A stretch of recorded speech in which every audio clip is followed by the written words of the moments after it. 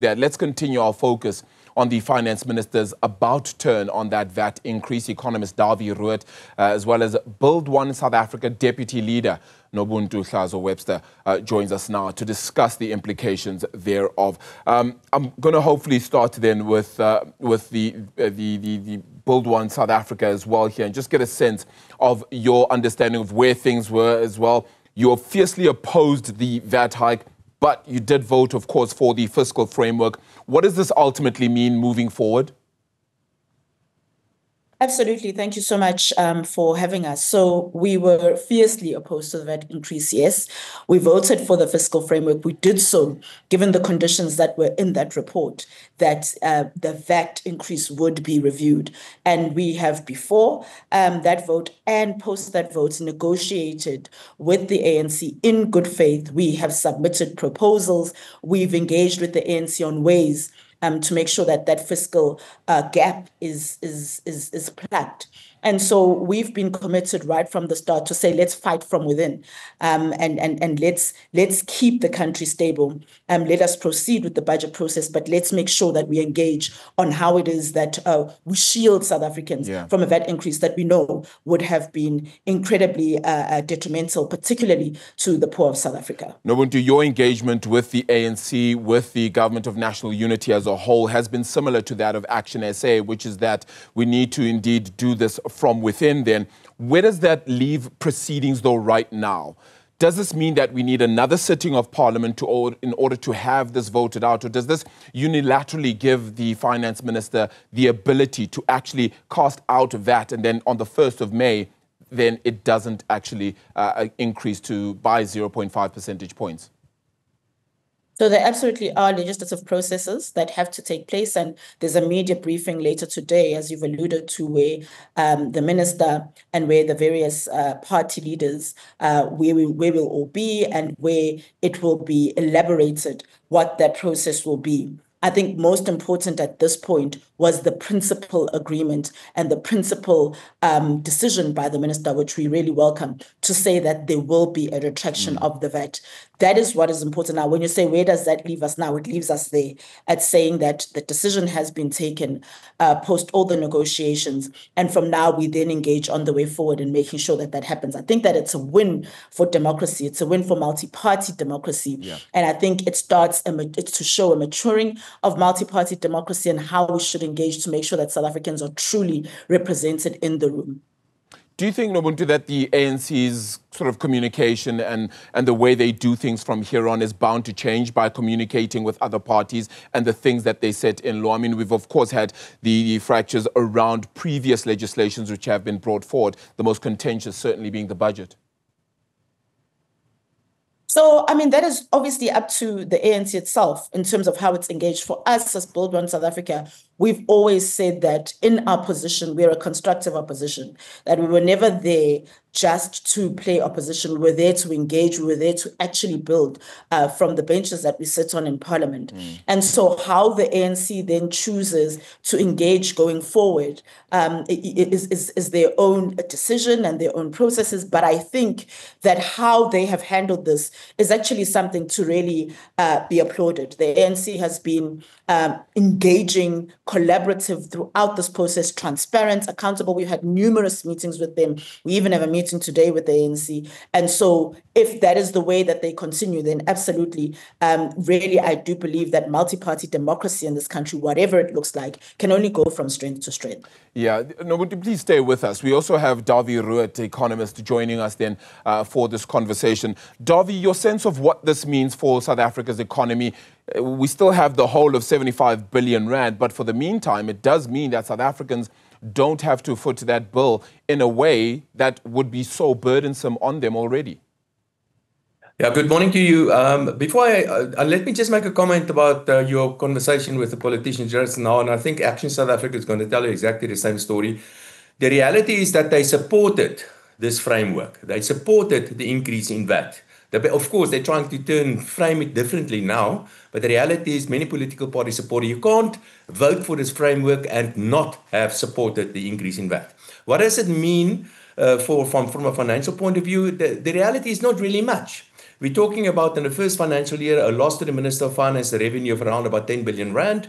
The previous financial year, there was an overrun in total collections of roughly about 10 billion rand as well. So purely from a financial point of view, it's not going to mean that much. Of course, over the medium term, 3 years, that means 75 billion rand loss in revenue, which is significant. But again, from a bigger point of view, it is not really that much. So I don't think it's going to have much of an impact on the finances of the state. It doesn't mean that the finances are not in trouble. We are in very, very deep trouble. But much more concerning is the rate of economic growth. And yesterday, the International Monetary Fund readjusted the estimates for economic growth in South Africa downwards to only 1%. And that's something that we have to be much, much more concerned about. What I like about this, of course, is that the only way we can get politicians to spend less money is to give them less money. And this will mean that the Minister of Finance must find ways now to cut back on state expenditure. And that is the main issue. State expenditure is the main issue. But like I've said, from a bigger point of view, it's not really going to have much of an impact on the financial markets or on the finances of the state. Of course, it will be positive, especially for lower income categories, because there would have been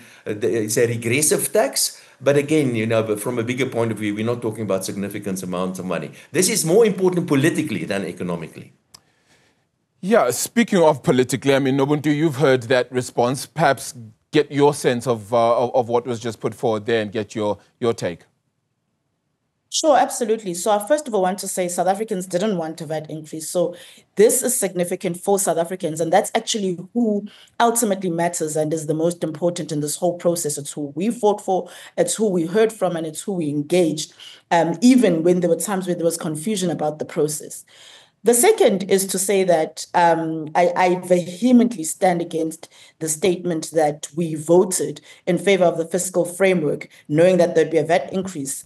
In fact, in the recent court proceedings this very week, it was very clear the argument that actually the DA stood on was that the report itself, it was on condition that there would be a VAT retraction. And actually, they were trying to argue that the report can't hold or that the approval can't hold because it was on the condition that there'd be a VAT retraction.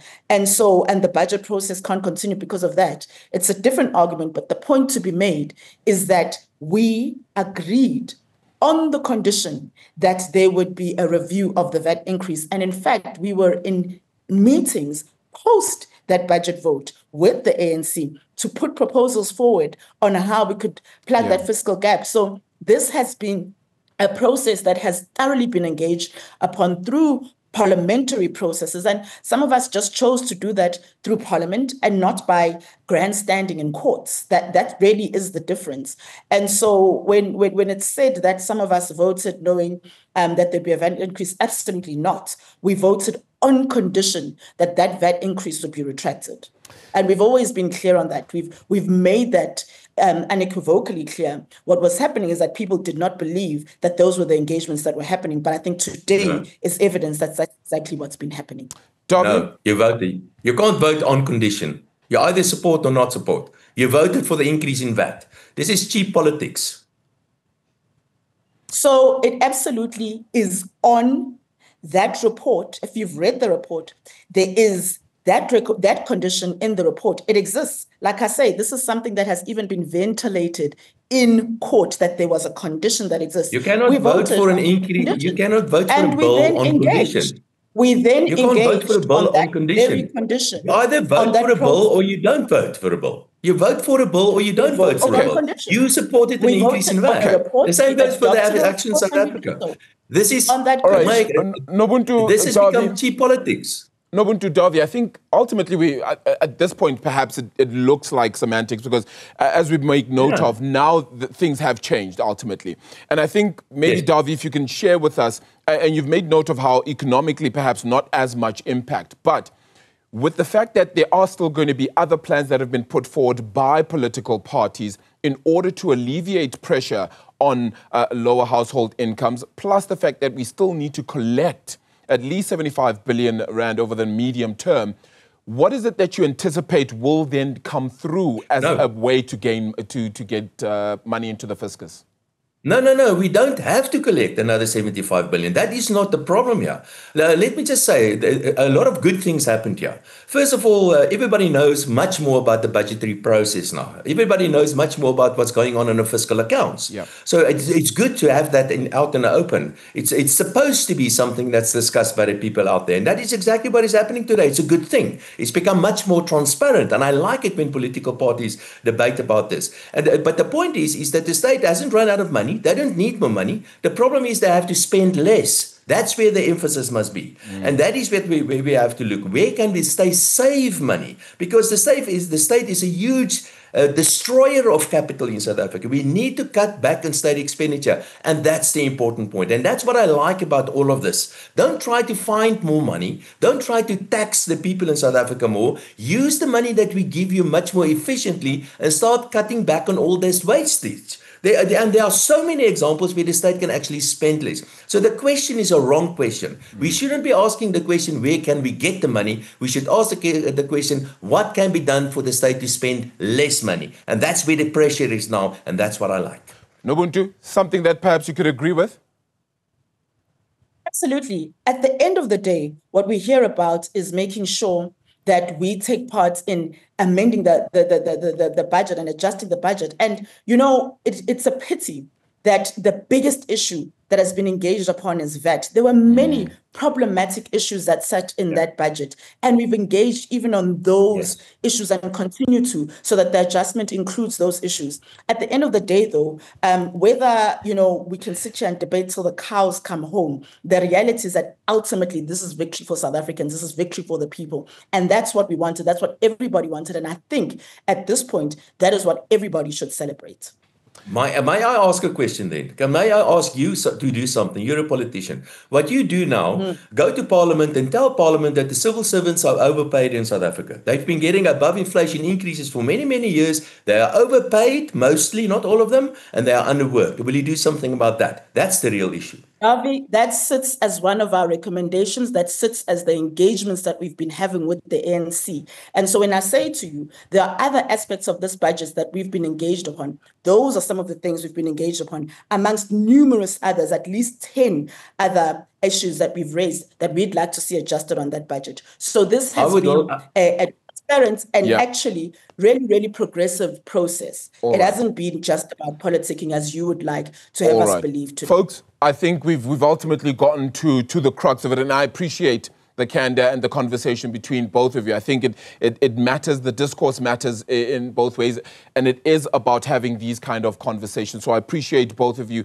willing to have this conversation with us, Economist Dawie Roodt especially, and also Build One South Africa Deputy Leader Nobuntu Hlazo-Webster. Really, really, really appreciate your time there as well, for sharing the time on such a pivotal matter on such an important day as well. We also just wanted to share, just very quickly before we go to an ad break, the ANC has actually just shared a statement then, particularly it's a statement of the caucus of the African National Congress then on the announcement by the Finance Minister regarding that proposed 0.5 percentage point VAT increase. Just want to read part of the statement, if I may, because this is indeed breaking ultimately. The caucus of the African National Congress in Parliament welcomes the announcement by the Minister of Finance to stop the proposed increase in VAT, which was scheduled to commence on the 1st of May 2025, following the adoption of the fiscal framework on 2nd April. The parties that then supported the framework agreed